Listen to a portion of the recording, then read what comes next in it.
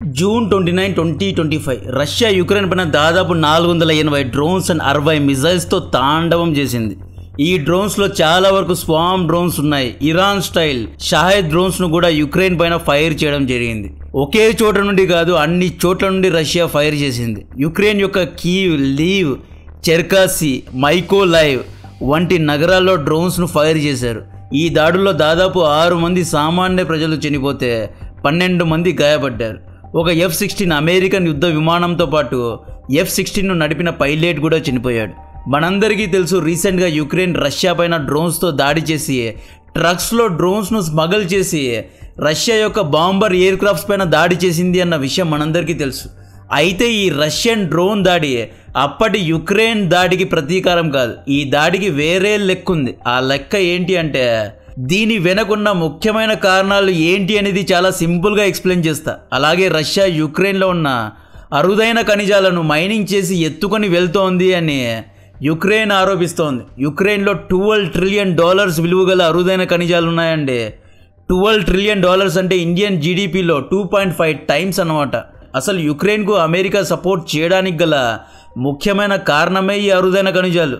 ఈ అరుదైన ఖనిజాలను కాజేయాలని అమెరికా జెలెన్స్కీకు సపోర్ట్ చేస్తోంది తప్పితే యుక్రెయిన్ ప్రజల మీద ప్రేమతో కాదు. గేమ్ స్టార్ట్ చేసే ముందు వీడియోను లైక్ చేయండి, ఛానల్ను సబ్స్క్రైబ్ చేయండి. రష్యా సడన్గా ఈ దాడులు చేయలేదు. జియో పాలిటిక్స్లో జరిగిన ఒక సందర్భానికి ఇంతకు ముందు జరిగిన కొన్ని సందర్భాలతో లింక్ అనేది డెఫినెట్గా ఉంటుంది. జూన్ 16న కెనడాలో ఏం జరిగింది? G7 సమావేశం జరిగింది. ఇక్కడ G7 దేశాల యొక్క పేర్లను హైలైట్ చేస్తున్నాను, చూసుకోండి. ఈ దేశాలన్నీ ఆల్మోస్ట్ రష్యాకు అగెయిన్స్ట్గా ఉన్న దేశాలే. ఈ G7 సమావేశంలో జెలెన్స్కీ హాజరయ్యాడు. అయ్యగారు సూటు బూటు వేసుకొని హాజరయ్యారు. ఎప్పుడు యుద్ధ వీరుళ్ళ వార్ సూట్స్లోనే వచ్చేవాడు కదా, కార్గోస్ వేసుకొని వచ్చేవాడు. ఈసారి సూట్ వేసుకొని ఎంట్రీ ఇచ్చాడు. ఇతను G7 మెంబర్ కాదు, నాటోలో యుక్రెయిన్ లేదు, అయినా కూడా హాజరయ్యాడు. Ukrainian President Volodymyr Zelensky arrived in Canada on Tuesday to urge the Group of Seven to provide more backing for the war against Russia. But while Canada's Prime Minister Mark Carney announced new aid for Ukraine, we're providing additional military assistance. ఈ మీటింగ్లో western Europe దేశాలు America జెలెన్స్కీకు 3 promises చేసింది. ఒక $50 billion funding ఇస్తాము అని హామీ ఇచ్చారు. ఈ డబ్బు రష్యా యొక్క ఆస్తులను సీజ్ చేస్తే వచ్చిన ఇంట్రెస్ట్ ద్వారా ఇస్తున్నాము అని కూడా చెప్పారు. అంటే మేము ప్రజల ట్యాక్స్ డబ్బు ఇవ్వడం లేదు, రష్యా ఆస్తులను సీజ్ చేశాము, అంటే రష్యా యొక్క అసెట్స్నే జెలెన్స్కీని ఇస్తున్నాము అన్నట్లు వెస్టర్న్ ప్రజలను, అమెరికన్ ప్రజలను మోసం చేశారు. 2 యుక్రెయిన్కు యాంటీ మిజైల్ డిఫెన్స్ సిస్టమ్ను ఇస్తాము అని హామీ ఇచ్చారు. జర్మనీ, ఫ్రాన్స్ దేశాలైతే ప్యాట్రియట్ అండ్ శామ్-టీ యాంటీ మిజైల్ డిఫెన్స్ సిస్టమ్ను ఇస్తాము అని హామీ ఇచ్చింది. అమెరికా F-16 యుద్ధ విమానాల యొక్క డెలివరీను వేగవంతం చేస్తాను అని హామీ ఇచ్చింది. ఆల్రెడీ రష్యా యుక్రెయిన్ యొక్క యాంటీ మిజైల్ డిఫెన్స్ సిస్టమ్ యొక్క ఎన్నో బ్యాటరీస్ను లేపేసింది కాబట్టి ఈ బ్యాటరీస్ను కూడా ఇస్తాము అని వెస్టర్న్ దేశాలు హామీ ఇచ్చారు అన్నమాట.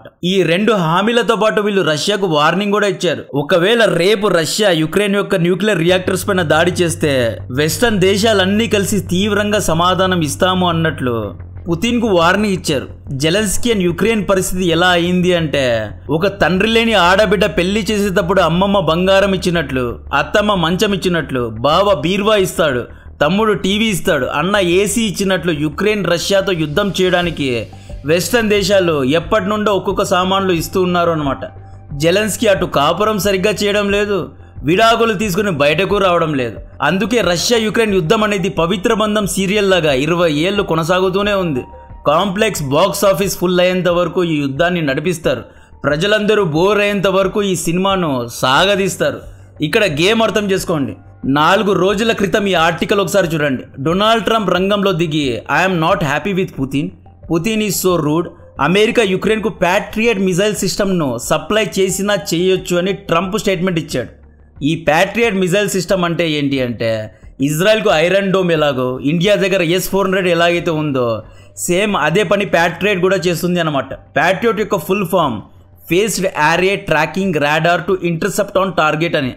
2022 మార్చిలో యుక్రెయిన్ రష్యా మధ్య యుద్ధం మొదలైనప్పుడు రష్యా యొక్క ఇస్కందర్, క్యాలిబర్ వంటి బ్యాలిస్టిక్ మిజైల్స్ యుక్రెయిన్లో ఎటువంటి ఆటంకాలు లేకుండా హిట్ అయ్యేవి. వెంటనే అమెరికా రంగంలో దిగి ప్యాట్రియట్ యాంటీ మిజైల్ డిఫెన్స్ సిస్టమ్ను శాటిలైట్ అండ్ రాడార్స్ను యుక్రెయిన్కు ఇచ్చింది. అలాగే యుక్రెయిన్ ఆర్మీకు దీన్ని ఎలా ఆపరేట్ చేయాలో ట్రైనింగ్ కూడా ఇచ్చింది. ఈ ప్యాట్రియట్ వచ్చిన తర్వాత రష్యా ఫ్రీగా ఇస్కందర్ వంటి మిజైల్స్ ను యుక్రెయిన్ లో ముందులాగా ఫైర్ చేయలేని పరిస్థితి. పుతిన్ ముందు నుండి ఇదే కదా చెప్తున్నాడు.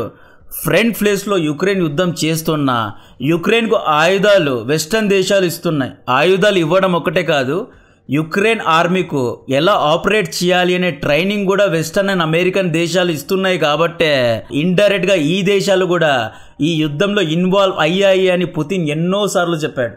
ఎందుకని అంత పెద్ద మైటీ రష్యన్ ఆర్మీ యుక్రెయిన్ను ఓడించలేకపోతోంది అంటే దీనికి గల ముఖ్యమైన కారణమే అడ్వాన్స్డ్ ఆయుధాలను యుక్రెయిన్కు వెస్టర్న్ దేశాలు ప్రతిసారి సమకూరుస్తున్నాయి అన్నమాట. ఈ ప్యాట్రియట్ అనేది అమెరికన్ మిలిటరీ కాంప్లెక్స్కు చెందిన, అంటే మన కాంప్లెక్స్కు చెందిన నార్థ్రోప్ అనబడే ఒక పవర్ఫుల్ కంపెనీ తయారు చేసిన ఒక వెపన్. B-2 బాంబర్స్ను కూడా ఇదే కంపెనీ తయారు చేసింది. ఇది long range anti missile defence system. ఇది రష్యా యొక్క హైపర్సోనిక్ మిజైల్స్ను కూడా ఇది వరకు ఆల్రెడీ ఇంటర్సెప్ట్ చేసి ఉన్నాయి. సో ఇవి చాలా పవర్ఫుల్ వెపన్. ఈ యాంటీ మిజైల్ డిఫెన్స్ సిస్టమ్ను అమెరికా కేవలం తనకు కావాల్సిన స్నేహితులకే అమ్ముతుంది అన్నమాట. సో రానున్న రోజుల్లో రష్యాతో యుక్రెయిన్ ధైర్యంగా ఢీకొనడానికి అమెరికా F-16 యుద్ధ విమానాలను కూడా పంపనుంది. యాక్చువల్లీ సింధూర్ ఆపరేషన్ తర్వాత ఇండియన్ ఆర్మీ F-16 ను లేపేసిన తర్వాత F-16 యొక్క సేల్స్ పడిపోయాయని మార్కెట్ లో ఒక టాక్. ఊరికే గోడౌన్ లో స్టాక్స్ ను పెట్టుకోలేక ఎవరికి అమ్మాలో తెలియక జెలెన్స్కీకు అమ్ముతున్నారా? ఇంతకు ముందు ట్రంప్ 24 గంటల్లో యుద్ధాన్ని ఆపేస్తా, పుతిన్ కు ఒక్క ఫోన్ కాల్ చేస్తే యుద్ధాన్ని ఆపేస్తాడు అన్నాడు. కానీ ఇప్పుడు ట్రంప్ మారాడు. ఈ యుద్ధాన్ని ఆపలేను, జెలెన్స్కీను సపోర్ట్ చేయాల్సిందే అని గ్రహించాడు. ట్రంప్ మారలేదు, కాంప్లెక్స్ ఇతన్ని మార్చింది. అమెరికాలో ప్రెసిడెంట్ కంటే కాంప్లెక్సే చాలా పవర్ఫుల్. సో నిన్న జూన్ 29 రోజు రష్యా 470 స్వార్మ్ డ్రోన్ ను ఒకేసారి పంపి యుక్రెయిన్ యొక్క వీక్ పాయింట్స్ ను గమనించింది అన్నమాట. ఇక్కడ మ్యాప్ లో చూడండి, ఇది రష్యా యొక్క డ్రోన్స్, ఇది యుక్రెయిన్ వైపు వెళ్తున్నాయి. దీన్ని ఇంటర్సెప్ట్ చేయడానికి యుక్రెయిన్ ఏం చేస్తుంది, తమ దగ్గర ఉన్న యాంటీ మిజైల్ డిఫెన్స్ సిస్టమ్ ను ఇలా పంపుతుంది అన్నమాట. ఈ డ్రోన్స్ దగ్గర రాడార్స్ ఉంటాయి. ఈ రాడార్స్ ఏం చేస్తాయి, యుక్రెయిన్ మిజైల్ వచ్చిన పాత్ ను అబ్జర్వ్ చేసి ఈ పాత్ యొక్క కోఆర్డినేట్స్ ను రష్యాకు ఇస్తాయి.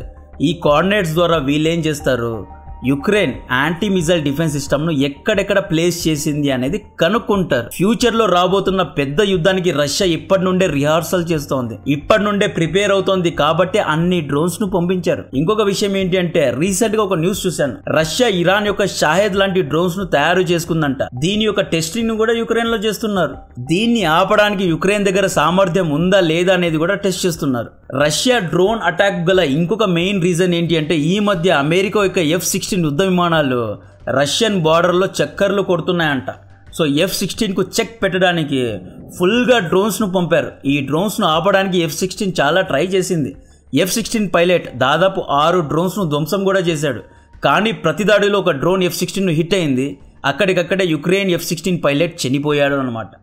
నెక్స్ట్ ఏంటి అంటే, రానున్న రోజుల్లో వెస్టర్న్ దేశాలు పెద్ద ఎత్తున రష్యా పైన అటాక్ చేయడానికి ప్లాన్ చేస్తున్నారు. రష్యా పైన వస్తున్న ఒక పెద్ద ఆరోపణ ఏంటి అంటే, రష్యా యుక్రెయిన్లో ఉన్న న్యాచురల్ రిసోర్సెస్ను దొంగలిస్తోంది అని, భూమిని త్రవ్వి మైనింగ్ చేసి దొంగలిస్తోంది అని. అసలు న్యాచురల్ రిసోర్సెస్ అంటే ఏంటి అంటే, lithium, titanium, iron ore, natural gas, ఇవన్నీ న్యాచురల్ రిసోర్సెస్ కిందకు వస్తాయి. ఈ మట్టిని రాళ్లను పగలగొడితే ఈ ఖనిజాలు అనేవి వస్తాయి అన్నమాట.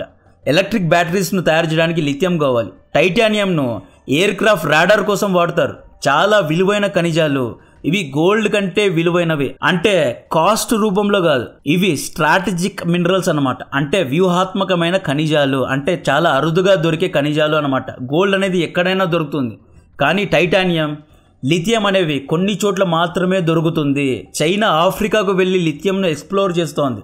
యుక్రెయిన్లో ఇవి చాలా పెద్ద మొత్తంలో ఉన్నాయంట, దాదాపు $12 ట్రిలియన్ లో ఉన్నాయి. మనందరికీ తెలుసు, ఎలక్ట్రిక్ బ్యాటరీస్ అనేవి ఒక రెవల్యూషన్ గా మారాయి. స్కూటర్స్ లో, కార్స్ లో అన్నిటికీ ఎలక్ట్రిక్ బ్యాటరీస్ నే వాడుతున్నారు. 2040లో దాదాపు ప్రపంచంలోని దాదాపు 70% ప్రజలు ఎలక్ట్రిక్ వాహనాలనే వాడబోతున్నారు. సో లిథియం, కొబాల్ట్ అనే అరుదైన ఖనిజాలు రానున్న రోజుల్లో గేమ్ చేంజర్స్ లా మారనున్నాయి. అందుకే అమెరికా ఎక్కడెక్కడైతే ఈ అరుదైన ఖనిజాలు ఉంటాయో అటువంటి ప్లేసెస్ పైన కన్నేసింది. మొన్న డొనాల్డ్ ట్రంప్ గ్రీన్ ల్యాండ్ కు వెళ్లి గ్రీన్ ల్యాండ్ ను కొనేస్తా అని ఎందుకు అన్నాడు అంటే గ్రీన్ ల్యాండ్ లో కూడా ఈ అరుదైన ఖనిజాలు చాలా ఎక్కువ క్వాంటిటీలో ఉన్నాయి అన్నమాట. సో యుక్రెయిన్ లో అమెరికా ఇంత ఇంట్రెస్ట్ చూపించడానికి కారణమే ఈ అరుదైన ఖనిజాలు. దీన్ని ఎలాగైనా దోచేయాలి అని చాలా మంది ప్లేయర్స్ వెయిట్ చేస్తున్నారు. సో రష్యాకు చైనా సపోర్ట్ చేస్తుంది కాబట్టి మేబీ రష్యా మైనింగ్ చేసి ఆ రాయిని మట్టిని చైనాకు తరలించి చైనాలో ప్రాసెస్ చేసి ఆ టైటానియం లేదా లిథియం యొక్క క్వాలిటీని టెస్ట్ చేసి ఉండొచ్చు. ఈ అరుదైన ఖనిజాలు రానున్న రోజుల్లో ఒక రెవల్యూషన్ ను క్రియేట్ చేయనున్నాయి. ఎవరి దగ్గర అయితే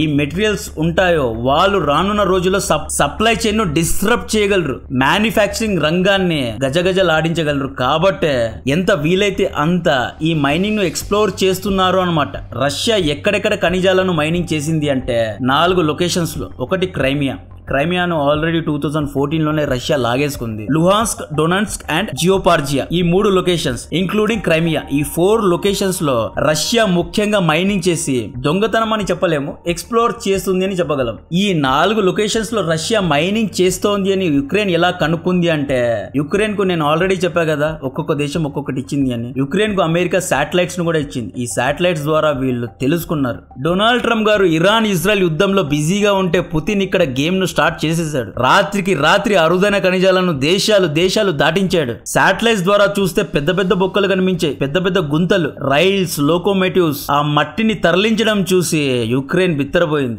అమ్మని అమ్మ అనుకున్నారో ఏమో గానీ యుక్రెయిన్ అమెరికాకు కంప్లైంట్ ఇచ్చింది. అమెరికా చాలా సీరియస్ అయింది అన్నమాట. ఈ అరుదైన ఖనిజాలు అమెరికాకు కూడా కావాలి కాబట్టి నెక్స్ట్ ఏమవుతుంది అనేది ఆసక్తిగా చూడాలి. నెక్స్ట్ జరగబోయే సిరీస్ ఆఫ్ ఈవెంట్స్ గురించిన మరిన్ని డీటెయిల్స్ చాలా సింపుల్ గా ఎక్స్ప్లెయిన్ చేయడానికి ట్రై చేస్తా. కంటెంట్ నచ్చితే వీడియోను లైక్ చేయండి, ఛానల్ ను సబ్స్క్రైబ్ చేసి అందరికీ షేర్ చేయండి. జై హింద్.